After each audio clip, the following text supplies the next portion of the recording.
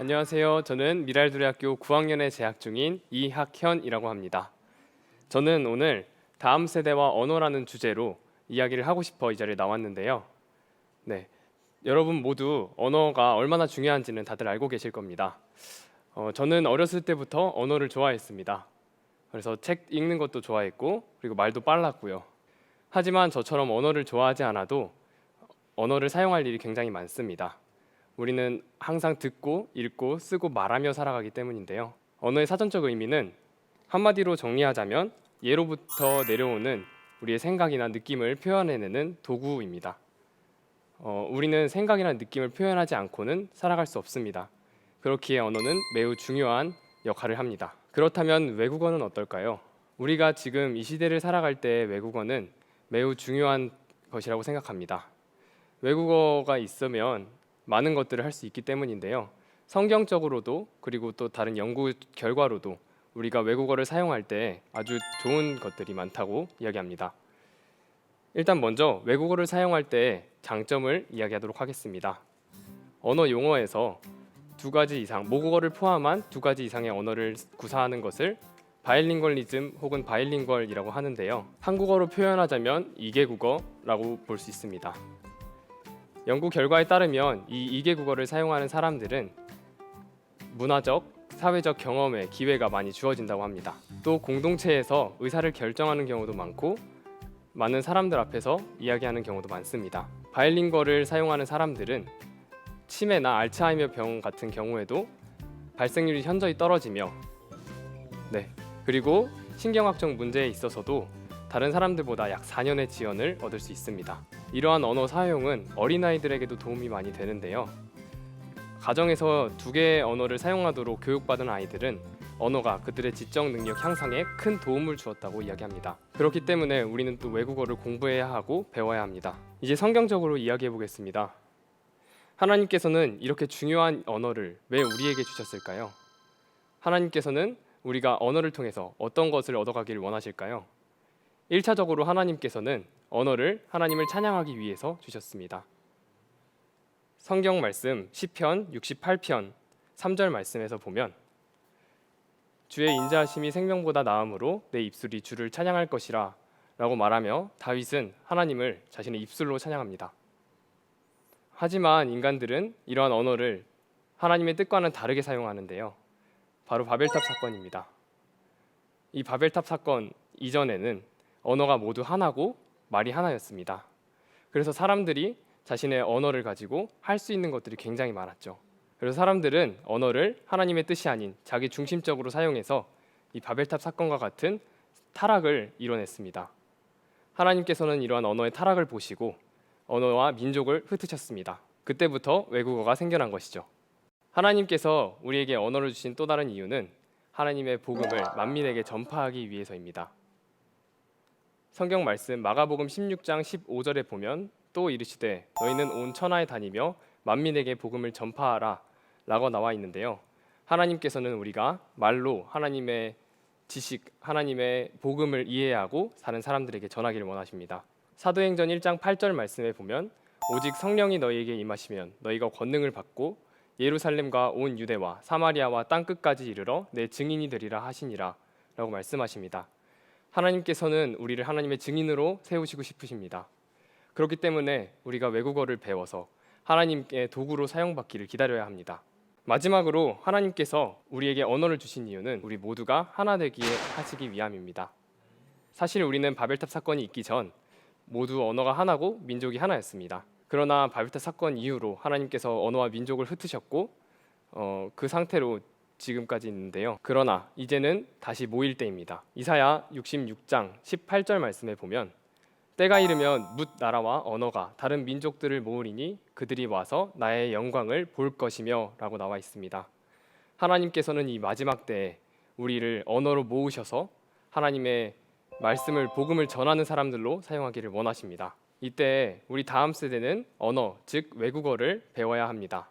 하나님의 도구로 사용받기를 기다려야 합니다. 지금까지 왜 언어가 중요하고 외국어를 배워야 하는지 알아보았습니다. 제 생각에 공감하시는 분들도 계실 거라고 생각합니다.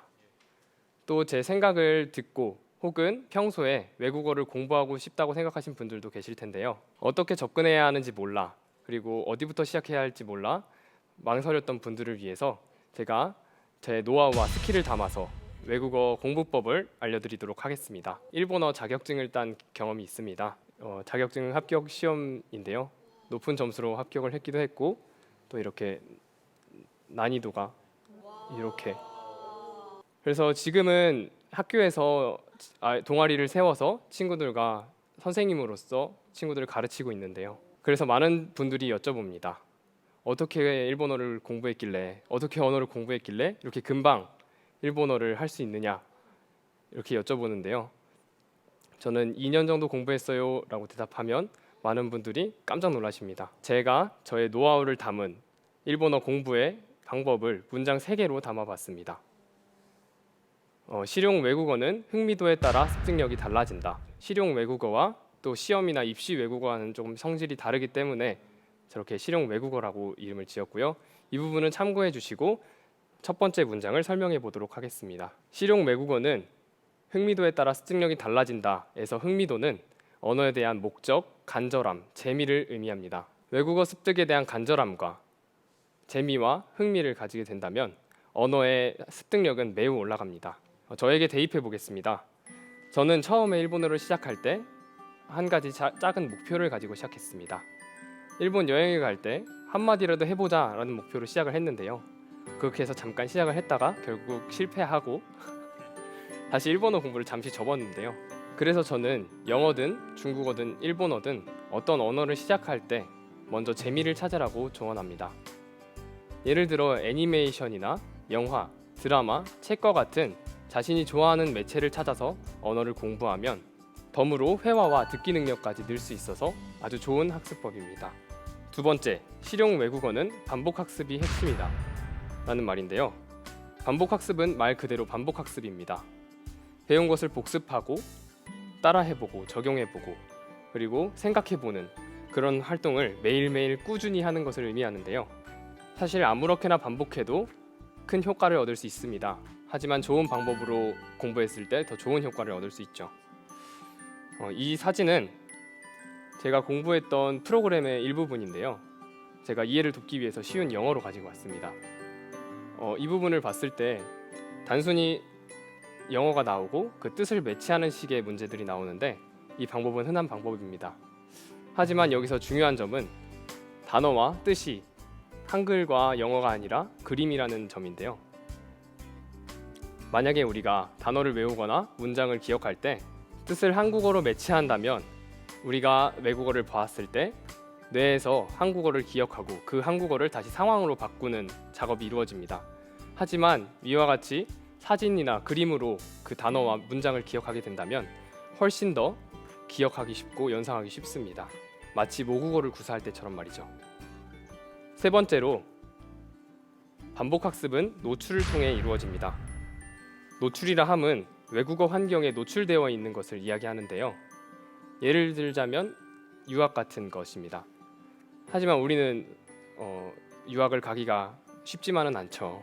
그래서 우리는 인위적으로 외국어 환경에 노출돼야 합니다. 저는 이 노출의 방법에 대해서 혼잣말을 강조합니다. 혼잣말이 정말 중요한 학습법이라고 생각하는데요. 이 혼잣말은 단순히 혼자 말하는 것이 아니라 자신의 생각을 그 언어로 바꿔서 이야기해보는 것을 말합니다. 자신이 배운 표현들을 익히고 그것을 말해본다면 우리의 능력은, 언어 능력은 굉장히 높게 올라갈 것입니다. 저의 이야기를 마무리하도록 하겠습니다. 언어는 우리가 항상 사용하며 매우 중요한 존재입니다. 하나님께서는 우리가 언어를 통해 하나님을 찬양하길 원하시고 복음을 전하길 원하시며 지금 이 마지막 때에 우리가 하나 되길 원하십니다. 특별히 우리 다음 세대는 외국어를 공부해서 하나님의 자녀로, 하나님의 제자로, 이 도구로 사용받아야 합니다. 신년 목표는 외국어 공부가 어떠실까요? 보잘것없는 나지만 이 자리에 세우시고 하나님의 능력 주심에 감사하고 저의 이야기를 경청해 주신 여러분 감사합니다.